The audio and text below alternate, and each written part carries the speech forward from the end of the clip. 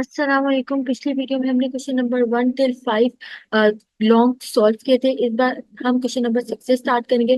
तो first question है हमारे पास, describe animal tissues and its type. Animal tissues क्या होता है और उनकी टाइप्स बतानी है। तो टिश्यूज क्या होते हैं, बहुत सारी सेल जब मिल जाती हैं तो वो टिश्यू बनाते हैं, और जब टिश्यू मिल जाते हैं तो वो ऑर्गन बनाते हैं, ऑर्गन ऑर्गन सिस्टम बनाते हैं, और ऑर्गन सिस्टम से पूरा एक ऑर्गेनिज्म बनता है। तो एनिमल टिश्यूज क्या होते हैं, एनिमल सेल्स जब मिल जाती हैं, the animal cells are group together to form animal tissue.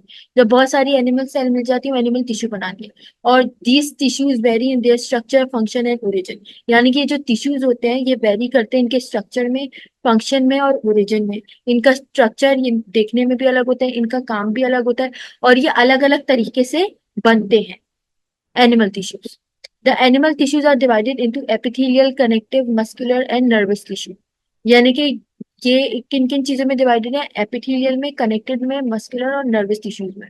तो सबसे पहले हमारे पास एपिथेलियल टिश्यू। एपिथेलियल टिश्यू क्या होते हैं, these can be single layered और मल्टी लेयर। यानी कि ये सिंगल लेयर भी हो सकते हैं और ये क्या हो सकते हैं, ये मल्टी लेयर भी हो सकते हैं। तो these tissue have the power to regenerate, यानी कि क्या कर सकते हैं, एक से दूसरे बहुत आराम से बन सकते हैं। और ये सिंगल लेयर भी हो सकते हैं और मल्टी लेयर भी हो सकते हैं। They are held together by gap junction. ये जैसे दो तरह के, फॉर एग्जाम्पल ये दो तरह के इश्यूज हैं, तो ये एक दूसरे से गैप जंक्शन के थ्रू कनेक्टेड होता है। गैप जंक्शन, टाइट जंक्शन, जॉन्युलेट्रिन और डिस्मोसोम्स और इंटेग्रिन, ये सारे जो है ये सारे जंक्शन वगैरह के नाम है जिनके थ्रू जो है ये दो टिश्यूज है ये अटैच होंगे। ठीक है। उसके बाद है, हमें ये पता होना चाहिए गैप जंक्शन के थ्रू दो टिश्यूज अटैच होते हैं एनिमल टिश्यू। उसके बाद है the plasma membrane of the cell specialise into flagella, cilia and microvilli. यानी कि जो प्लाज्मा मेम्ब्रेन होती है, प्लाज्मा मेम्ब्रेन क्या होती है, सेल मेम्ब्रेन। ये सेल मेम्ब्रेन है एनिमल टिश्यूज की। तो ये क्या होगा, स्पेशलाइज इनटू फ्लैजेला, फ्लैजेला मौजूद होता है, सीलिया मौजूद होते हैं, या माइक्रोविला। इन सब से क्या होता है, अ, ये मेम्ब्रेन के अंदर, प्लाज्मा मेम्ब्रेन या cell membrane of animal tissue के अंदर मौजूद होता है। उसके बाद है, तो ये बस आपने याद रखना है। उसके बाद है कनेक्टिव टिश्यू। तो कनेक्टिव टिश्यू क्या होता है, connective tissue develop from the mesodermal cell of the embryo. They support and bind other tissues in the body. These are made up of 3 components. Connective tissue क्या होते हैं, develop from mesodermal cell.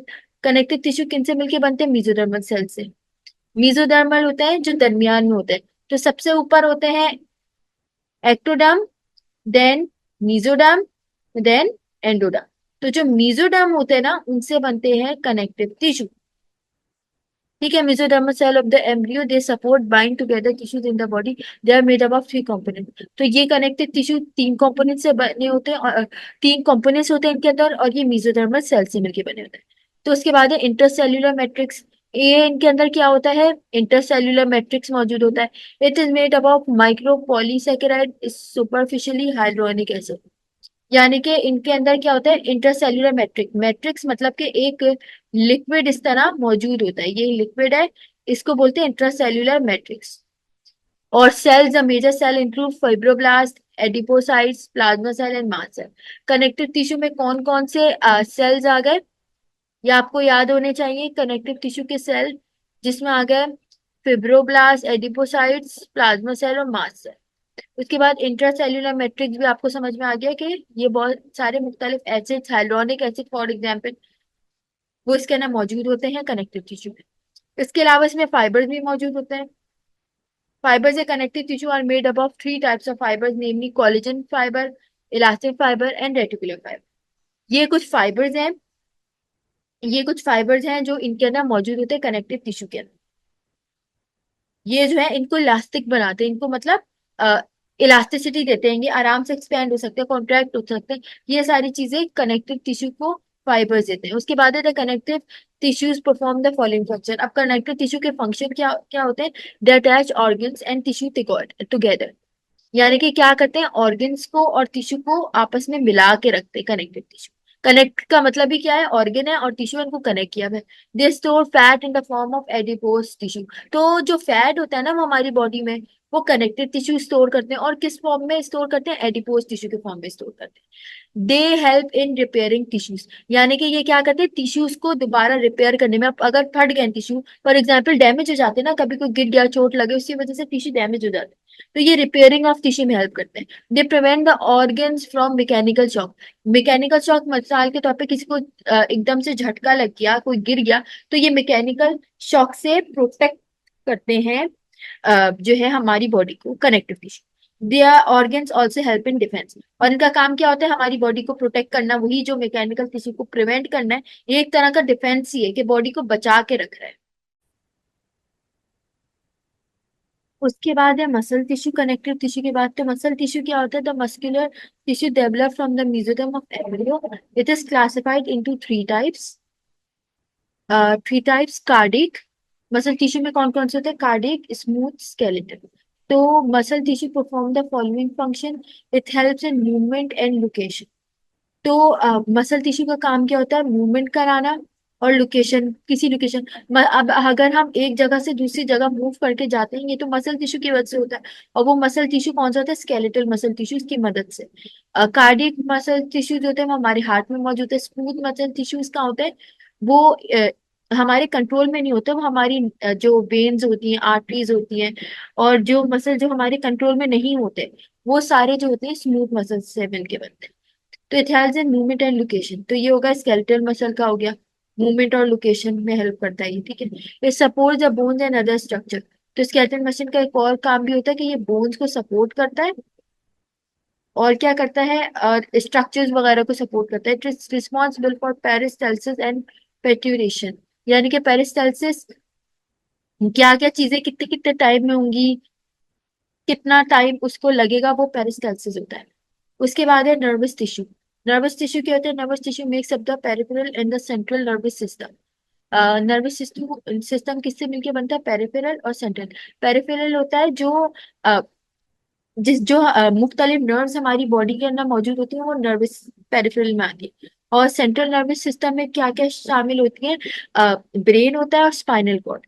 ये जो main दो चीजें होती हैं, ये सारे सेंट्रल नर्वस सिस्टम में। It develops from the ectoderm, तो ये आगे ये पेरिफेरल और सेंट्रल नर्वस सिस्टम में मौजूद होती है। It develops from the ectoderm of the embryo, यानी कि नर्वस सिस्टम किससे मिलके बनता है, एक्टोडर्म। एक्टोडर्म होता है एम्ब्रियो का, जो मैंने आपको बताया था। एक होता है एक्टोडर्म, एक होता है मीजोडर्म, और एक होता है एंडोडर्म। तो जो सबसे ऊपर वाला एक्टोडर्म होता है ना, उससे मिलके बनता है nervous system. It possesses the ability to initiate and transmit the nerve impulses. इसका काम क्या होता है, स्टार्ट कराना और ट्रांसमिट करना, एक जगह से दूसरी जगह ट्रांसमिट करना नर्व इम्पल्सेस को। तो ये होता है नर्वस टिश्यू का काम। Its main components include neuron. Nervous tissue में क्या आ गए, न्यूरॉन आ गए। These are the structural and function unit of nervous system. Neurons क्या होते हैं, स्ट्रक्चर और फंक्शनल यूनिट, यानी कि स्ट्रक्चर भी इसी का होता है पूरे नर्वस सिस्टम में, और जो काम कर रहा होता है वो भी यही न्यूरॉन ही कर रहा होता है पूरे नर्वस सिस्टम में। और न्यूरॉन का कुछ जो डायग्राम होता है वो कुछ इस तरह का लगता है। ये इसकी सेल बॉडी आ गई, और उसके बाद ये एक्सॉन आ गया, और उसके बाद आ गया डेंड्राइट। तो ये जो पूरी न्यूरॉन है, ये किससे मिलके बनता है, एक्सॉन से।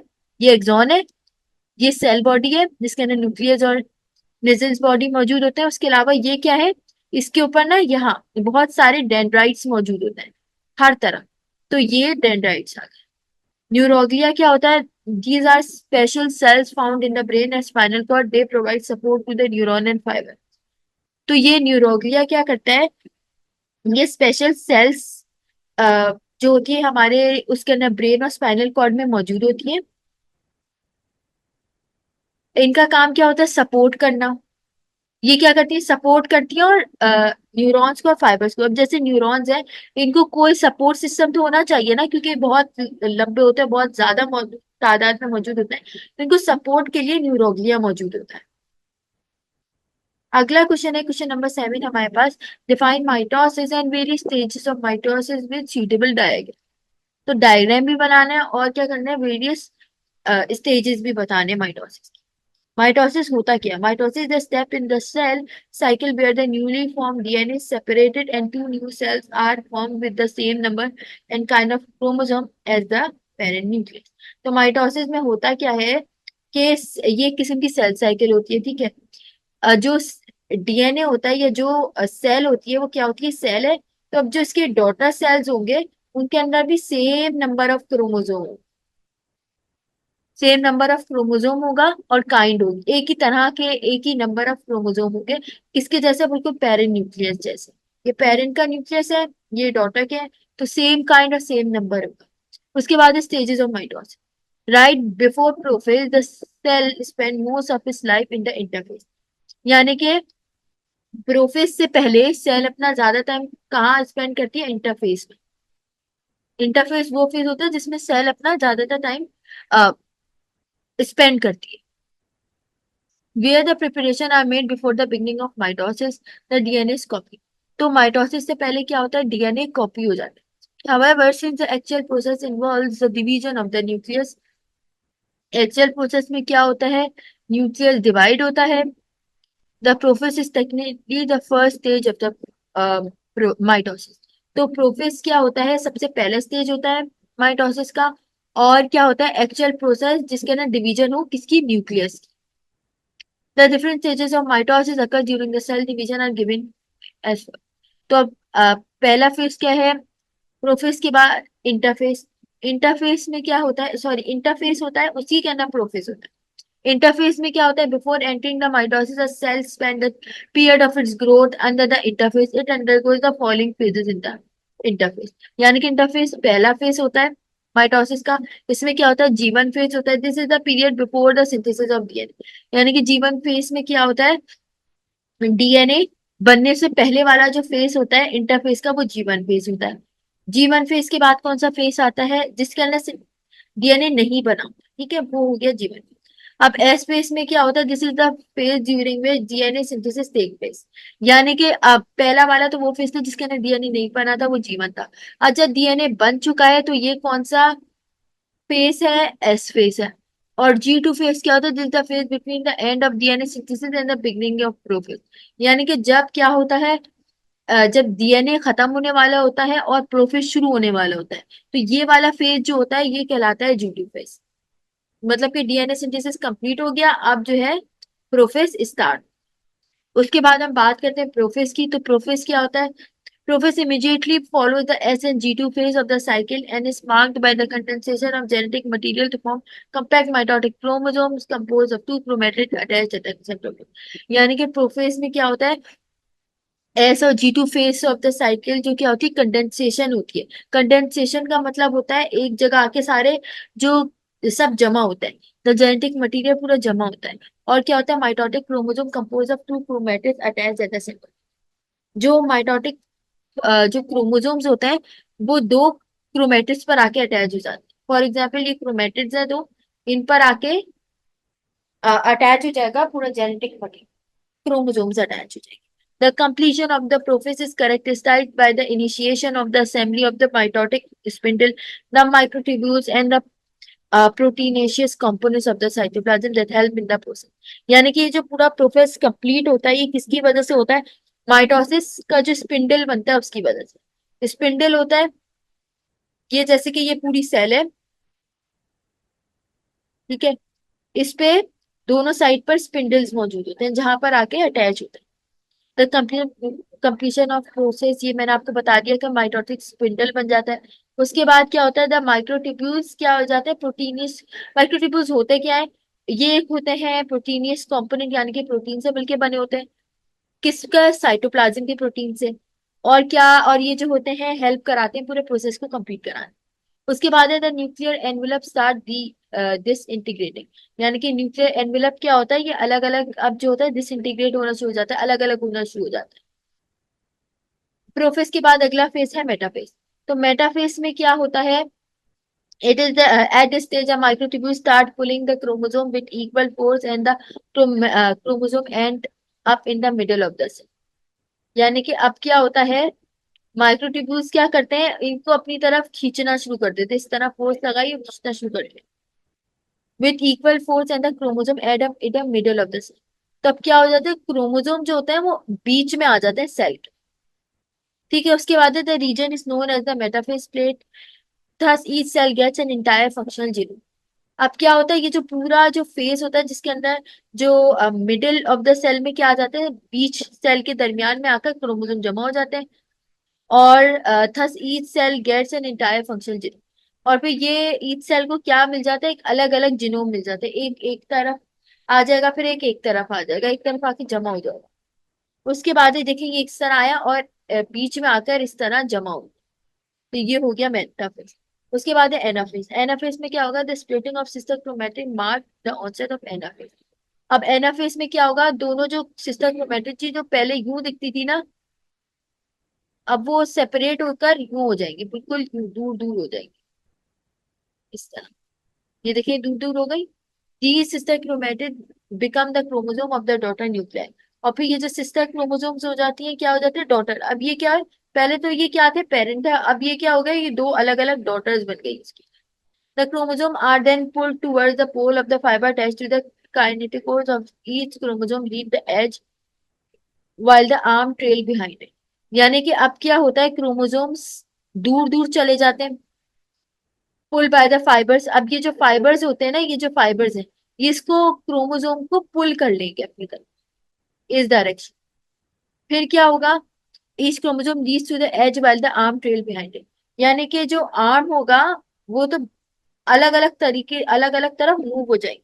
ठीक है, इस तरह दोनों डायरेक्शन में मूव हो गए क्रोमोसोम, इस तरह दो अलग अलग डायरेक्शन में। इसके बाद जो एनाफेज है उसमें ये देखें, ये दो अलग अलग डायरेक्शन में मूव हो गए आर्म। और आर्म क्या हुआ, जो पहले एक दूसरे से अटैच थे वो अब एक दूसरे से दूर हो गए। उसके बाद है टीलोफेज। टीलोफेज में क्या होगा, the chromosome that cluster at the two poles start coalescing into an undifferentiated mass as the nuclear envelope start forming around it। तो अब क्या होगा, जो क्रोमोसोम अलग अलग दो अलग अलग पोल्स पे चले गए थे एनाफेज में, अब क्या होगा, ये अब एक मास बना लेंगे अराउंड। ये देखें, ये मास बनना शुरू हो गया। The nucleolus Golgi bodies and the endoplasmic reticulum complex which had disappeared after prophase start to reappear. अब क्या हुआ, ये दोबारा रीअपीयर होना शुरू हो गया। ये जो चीजें जो पहले डिसअपेयर हो गई थी वो वापस रीअपेयर होना शुरू हो जाएंगी और क्लस्टर बन जाएगा न्यूक्लियस। और इस तरह क्या होगा, जब ये दोनों अलग अलग सेल्स इस तरह सेपरेट हो जाएंगी, ये दो डॉटर सेल बन गई पेरेंट सेल से, तो ये क्या हो गया, माइटोसिस कंप्लीट हो गया। उसके बाद हम मूव करते हैं क्वेश्चन नंबर 8 की तरफ। Define chromosome and cell. तो क्रोमोसोम क्या होते हैं, उनकी टाइप्स बताएं। Chromosome are the thread like structure appear at the time of the cell division include from specific number made up of chromatin material in eukaryotic cell। यानी chromosome क्या होते हैं, ये स्ट्रक्चर्स होते हैं जो सेल डिवीजन में मदद करते हैं। और ये क्या होते हैं, इनका स्पेसिफिक नंबर होता है। यानी कि हर क्रोमोसोम, हर ऑर्गेनिज्म के क्रोमोसोम का नंबर अलग अलग होता है। हमारी बॉडी में जो नंबर ऑफ क्रोमोसोम अलग है, फिश में अलग होंगे, आप एंड्स में अलग होंगे, बीज में अलग होंगे, सब ऑर्गेनिज्म में नंबर ऑफ क्रोमोसोम अलग अलग होते हैं।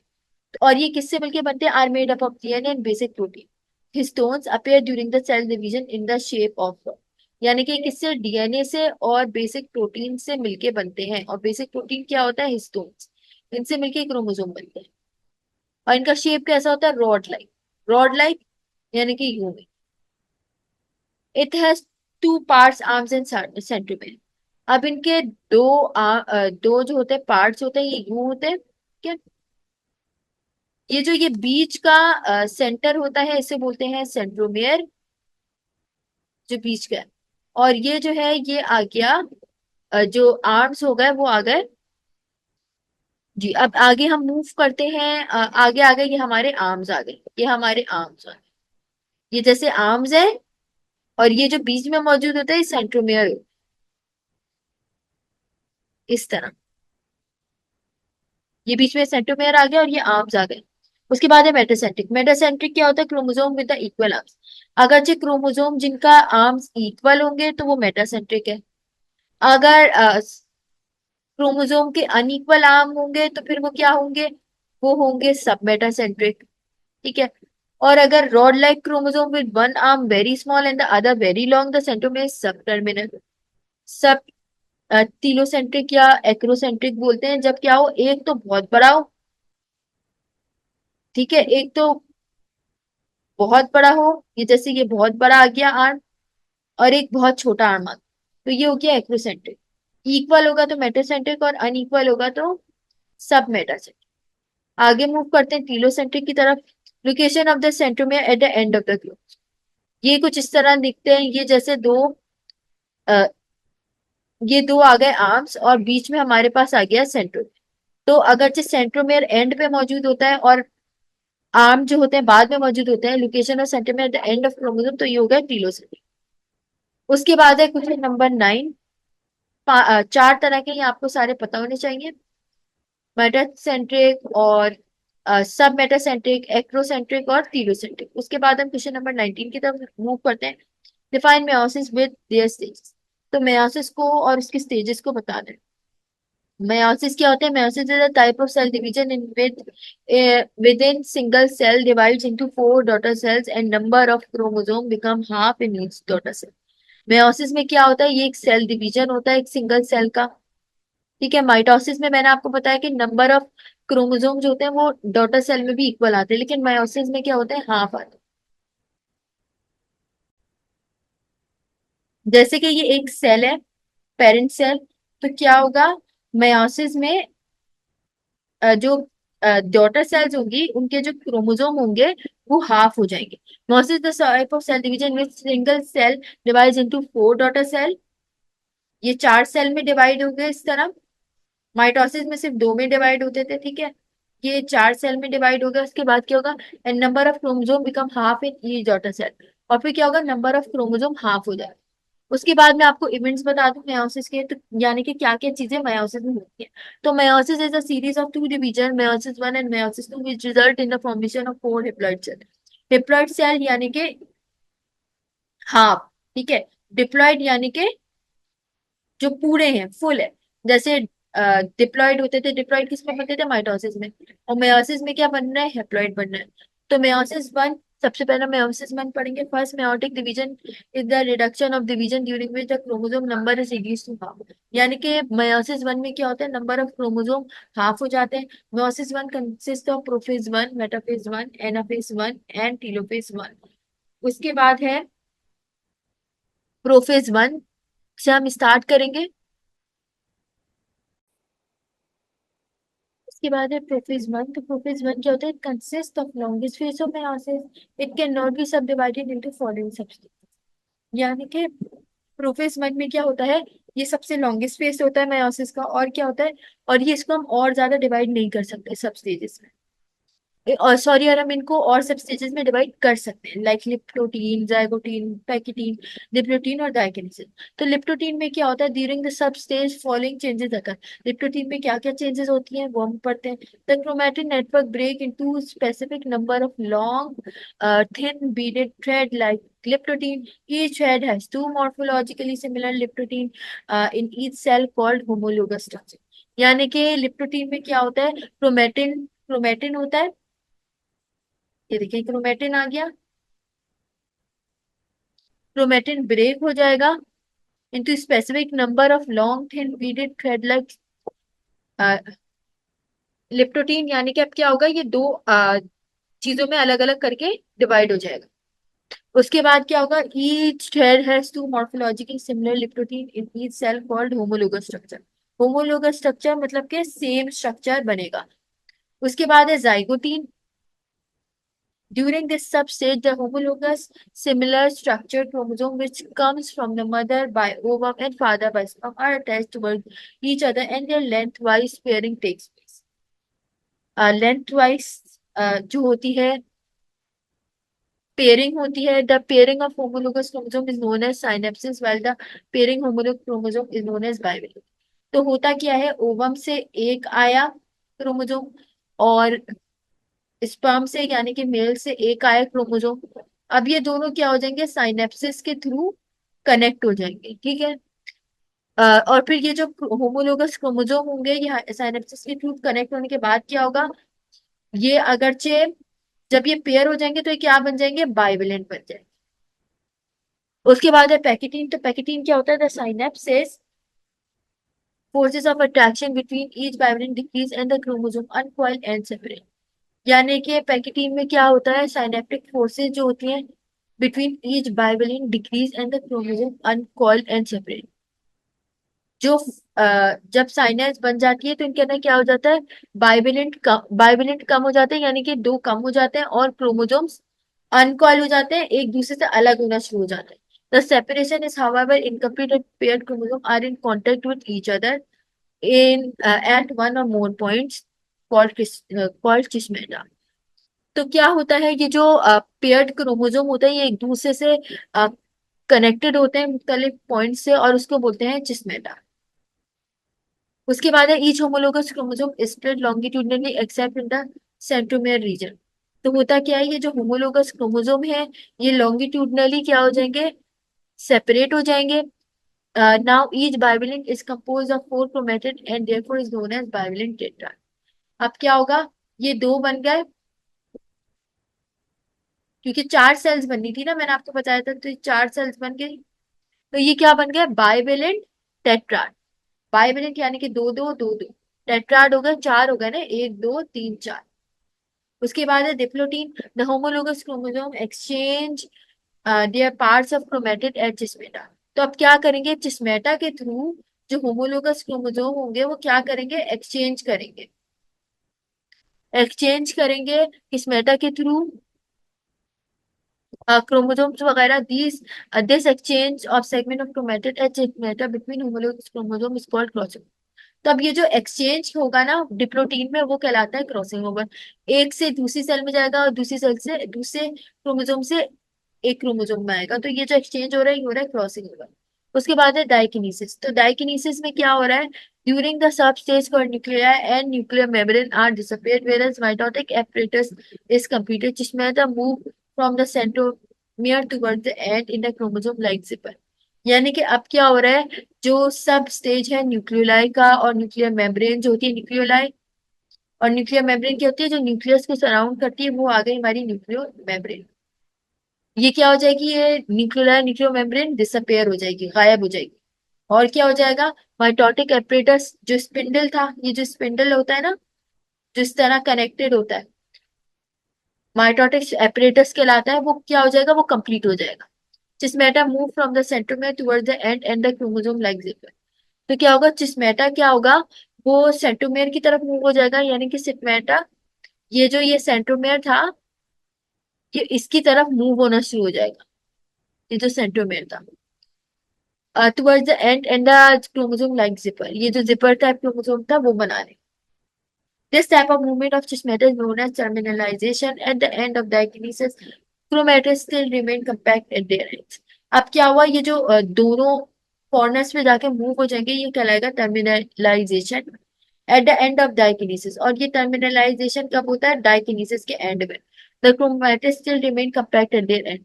और फिर क्या होता है, ये दोनों इस तरह एंड में कनेक्ट हो गए. तो ये हो गया टर्मिनलाइजेशन. उसके बाद है मेटाफेज वन. तो मेटाफेज वन क्या होती है, following changes occurs in this phase. Metaphase one में क्या क्या चेंजेस आती हैं, the bivalent light up of the equatorial plane, the centromere of each chromosome attaches uh, with same fibers of spindle. उसके बाद है मेटाफेज वन. तो metaphase one में क्या होता है, बाइवलेंट लाइट अब द इक्वेटोरियल प्लेन. अब ये जो बाइवलेंट लाइन थी ये क्या हुई, ऊपर की तरफ इक्वेटोरियल प्लेन, यानी कि ये इक्वेटोरियल प्लेन है जो सेंटर को जो एक साइड को पीछे डिवाइड कर रहा है, तो ये दो अलग अलग साइड पे मूव होना शुरू हो गई. उसके बाद है the centromere of each chromosome attaches with same fibres of spindle. अब क्या होगा, जो सेंट्रोमियर होगा ना वो ईच फाइबर से अटैच होता है. ये जो स्पिंडल फाइबर होता है ना, ये इससे इस तरह करके अटैच होता है सेंट्रोमियर क्रोमोसोम. उसके बाद है एनाफेज. तो eight the stage one chromosome from each number of homologous pair begins to separate and move towards its respective pole by the contraction of spindle fiber. तो अब इसके अंदर क्या हुआ, क्रोमोसोम के जो होमोलोगस पेयर है वो क्या हो गए, एक दूसरे से सेपरेट होना शुरू हो गए. ये इस तरह होकर सेपरेट होना शुरू हो गए, begins to separate and move towards its respective pole by the contraction of spindle fiber. अब स्पिंडल फाइबर क्या करेगा, इसको इलास्टिक की तरह दोनों को यूं करके खींच लेगा. एक को यूं करके खींचेगा, एक को यूं करके खींचेगा.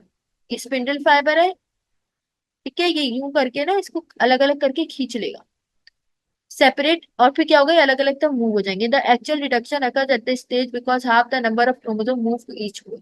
अब क्या होगा, नंबर ऑफ क्रोमोसोम दो अलग अलग पोल पे मूव हो जाएंगे। Moreover as is result of crossing over the two chromatids of a chromosome do not resemble with each other on the genetic term. अब क्या होता है, ये दोनों जो क्रोमोसोम होते हैं जेनेटिक टर्म में एक दूसरे से रिजेंबल नहीं करते, क्योंकि एक मेल की तरफ से आया हुआ है, एक फीमेल की तरफ से आया हुआ है। अब उसके बाद है टीलोफेज। टीलोफेज क्या होता है, the nuclear membrane from around the chromosome at each pole and chromosome becomes uncoil. अब क्या हुआ, जो क्रोमोसोम था ये खुलना शुरू हो जाएगा, अनकॉइल होना शुरू हो जाएगा, खुलना शुरू हो जाएगा, न्यूक्लियस दोबारा से अपेयर होना शुरू हो जाएगा। पहले न्यूक्लियस गायब हुआ था, अब वो दोबारा से अपेयर हो जाएगा और दो डॉटर सेल बन जाएगी। साइटोकाइनेसिस में क्या होगा, टीलोसिस में और may not be accompanied by cytokinesis and daughter cell formation. तो साइटोकाइनेसिस में क्या होगा, जो टीलोफेज में हो भी सकता है साइटोकाइनेसिस और नहीं भी हो सकता, और क्या हो जाएंगे, दो डॉटर सेल्स बन जाएंगे। इंटरफेस क्या होती है, following telophase one there is short period called interphase before meiosis two. अब मेयोसिस टू से पहले एक और फेज आता है, वो होता है इंटरफेज। फिर से it is similar to interphase between mitotic division except the DNA replication does not occur. ये पूरी तरह से माइटोटिक डिवीजन जैसा ही होता है, बस फर्क कितना होता है कि डीएनए नहीं रेप्लिकेट होता। Replication of DNA unnecessary because each chromosome already have two, और रेप्लिकेशन की जरूरत भी नहीं होती क्योंकि ऑलरेडी एक क्रोमोसोम में दो क्रोमैटिड्स मौजूद होते हैं। सेकेंड मेयोटिक डिवीजन होता है। मेयोटिक डिवीजन के दो पार्ट्स होते थे, एक मेयोटिक वन और मेयोटिक टू। तो मेयोटिक टू क्या है, the second meiotic division is actually the mitotic division which divides each haploid cell formed during meiosis, which divide each haploid cell formed during meiosis one into two daughter haploid cell। तो meiosis to में क्या होता है, जो एक meiotic cell होती है, एक जो पेरेंट सेल होता है, वो दो haploid सेल में डिवाइड हो जाता है, यानी कि हाफ हो जाते हैं number of chromosome. The second meiotic division includes prophase two, metaphase two, anaphase two, telophase two. तो ये सारे जो फेजेस हैं ये मेयोसिस टू में आएंगे। तो मेटा प्रोफेज टू में क्या होता है, the spindle fibers are form, the nuclear membrane and the nucleus disappear. तो क्या होता है, प्रोफेज टू में स्पिंडल फाइबर बनते हैं और न्यूक्लियर मेम्ब्रेन जो होती है और न्यूक्लियर लस जो होता है वो डिसअपियर हो जाता है। न्यूक्लियर लस क्या होता है, न्यूक्लियस के अंदर जो एक मौजूद होता है, ये न्यूक्लियस है, ये सेल है, सेल के अंदर न्यूक्लियस है, न्यूक्लियस के अंदर न्यूक्लियस है, वो जो होता है वो डिसअपियर हो जाता है। उसके बाद है मेटाफेज टू। तो the chromosome are attached to half spindle fibers by the centromere and get arranged at equatorial plane, each chromosome attached with separate fibers of spindle. तो होता क्या है, द क्रोमोसोम्स जो होते हैं वो हाफ हो जाते हैं spindle fiber by the centromere and get arrange at equatorial. Number of जो क्रोमोसोम हो जाते हैं वो आधे हो जाते हैं और वो इक्वेटोरियल प्लेन पर अरेंज हो जाते हैं, इस तरह अरेंज हो गया। उसके अलावा क्या होगा, each chromosome attach with separate fibre of spindle, और जो हर क्रोमोसोम होता है वो अलग अलग स्पिंडल से अटैच होता है, इस स्पिंडल से अलग अलग अटैच हो। एनाफेज टू में क्या होगा, the spindle fiber attach to the centromere shorten and the chromatids of chromosome are pulled away from one another. तब क्या होगा, स्पिंडल फाइबर जो होंगे वो सेंट्रोमेयर शॉर्ट हो जाना शुरू हो जाएगा, और क्या होगा, chromatids of chromosome are pulled away, chromatids एक तरफ खींचना शुरू हो जाएंगे। This movement continues until one complete set of chromosome is position each pole of this. अब क्या होगा, क्रोमोसोम जो कंप्लीट सेट ऑफ क्रोमोसोम होंगे वो बीच में सेट हो जाएंगे, और ये कब तक चलता रहेगा, जब तक कि एक पोल की तरफ नहीं आ जाते। उसके बाद है टीलोफेज टू। टीलोफेज टू में क्या होगा, the spindle fiber disappear completely and chromosome begin to unfold. अब क्या होगा, स्पिंडल डिसअपियर गायब होना शुरू हो जाएंगे और लॉन्गर हो जाएंगे, indistinct and form at each pole. अब ये दोनों अलग अलग पोल पर आ गए। उसके बाद क्या होगा, around each group nuclear envelope is. अब क्या होगा, न्यूक्लियर एनवेलप बन जाएगा। आफ्टर द कैरियोकाइनेसिस न्यूक्लियर, अच्छा, तो न्यूक्लियर एनवेलप के जो बनने का अमल था वो कैरियोकाइनेसिस था। नीचे एप्लॉइड मेयोटिक सेल तक cytokinesis, that is division of cytoplasm occurred and thus four haploid cell. तो अब हुआ क्या कि साइटोकाइनेसिस हुई, ठीक है। उसके बाद साइटोप्लाज्म डिवाइड हो गया, आधा हो गया, और 4 हेप्लॉइड सेल्स बन गए। और इस तरह क्या हुआ, मायोसिस खत्म हो गया। उसके बाद है क्वेश्चन नंबर 10। क्वेश्चन नंबर 10 है define enzyme and it's characteristics. तो एंजाइम क्या होती है, उसकी कैरेक्टरिस्टिक्स को बताना। तो the high amount of activation energy cannot be provided by organism itself. Therefore, they require some facilities to reduce this activation energy. These facilitators are special molecules made up of mostly protein called enzyme. तो होता क्या है, जब भी कोई organism के अंदर, किसी भी बॉडी के अंदर कोई केमिकल रिएक्शन हो रहा होता है, तो उसको हल्का करने के लिए, उस प्रोसेस को, या तेज करने के लिए एंजाइम की जरूरत पड़ती है। और वो जो एक्टिवेशन एनर्जी होती है, उसको अगर ज्यादा करना है तो एंजाइम को कम करेंगे, और अगर एंजाइम को कम करना है तो एक्टिवेशन एनर्जी को ज्यादा करते हैं। ये लाइक ऑपोजिटली काम करते हैं। एक्टिवेशन एनर्जी को कम करना है तो एंजाइम को ज्यादा करेंगे, एंजाइम को ज्यादा करना है तो एक्टिवेशन एनर्जी को कम करेंगे। उसके बाद है characteristics. Enzymes are biocatalyst made up of mostly protein. अब एंजाइम क्या होते हैं, बायो कैटेलिस्ट होते हैं, यानी कि बॉडी के अंदर जो कैटेलिस्ट मौजूद होते हैं, जो कोई भी सिस्टम को कैरी आउट कराते हैं, वो एंजाइम होते हैं, और ये ज्यादातर प्रोटीन से मिलके बने होते हैं। When an enzyme start a chemical reaction catalyses the reaction है दिस नॉट यूटिलाइज इटसेल्फ। अब क्या हुआ, केमिकल रिएक्शन में जब एंजाइम यूज होते हैं तो क्या करते हैं, ये कैटेलाइज करते हैं रिएक्शन को, यानी कि रिएक्शन को तेज कराते हैं। Their presence does not affect the nature utilize itself. अब क्या हुआ, इनके मौजूदगी से नेचर पे कोई फर्क नहीं पड़ा, बस कोई चीज ज्यादा तेज हो जाती है, कोई चीज स्लो हो जाती है एंजाइम की वजह से, कोई भी process. The present does not affect the nature of the product, यानी कि जो इनके मौजूदगी से प्रोडक्ट पे कोई फर्क नहीं पड़ता, प्रोडक्ट उतना ही रहता है, बस स्पीड चेंज होती है। The reactant of enzyme are called substrate, यानी कि जो रिएक्टेंट होता है एंजाइम का, वो सबस्ट्रेट होता है। जैसे मैंने आपको बताया, ये एंजाइम है, ये एक्टिव साइट है, और ये एक्टिव साइट है, और ये आ गया इसका सबस्ट्रेट। तो ये एंजाइम का रिएक्टेंट है। दे आर वेरी, यानी कि वो चीज यूटिलाइज होती है, they are very specific in their action. तब क्या होता है, इनका एक्शन, हर एंजाइम अलग अलग काम करता है, एक स्पेसिफिक होता है। They produce in protoplasm. अब एंजाइम कहाँ प्रोड्यूस होते हैं, साइटोप्लाज्म या प्रोटोप्लाज्म, जो एक ही चीज होती है। In a biochemical only a small amount of enzyme is required. अब जो बायोकेमिकल रिएक्शन होते हैं, जो बॉडी के अंदर हमारे हो रहे होते हैं, उनके लिए बहुत कम अमाउंट ऑफ एंजाइम की जरूरत होती है। They are sensitive to change in temperature and pH.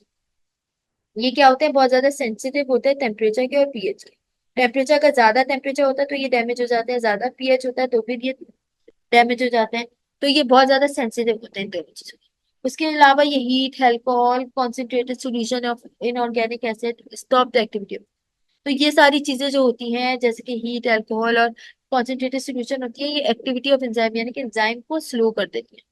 उसके बाद हम मूव करते हैं क्वेश्चन नंबर 11 की तरफ। तो क्वेश्चन नंबर 11 है write down factors of affective enzyme, यानी कि कौन कौन से फैक्टर्स होते हैं जो एंजाइम को अफेक्ट करते हैं, किन किन चीजों का फर्क पड़ता है एंजाइम के ऊपर।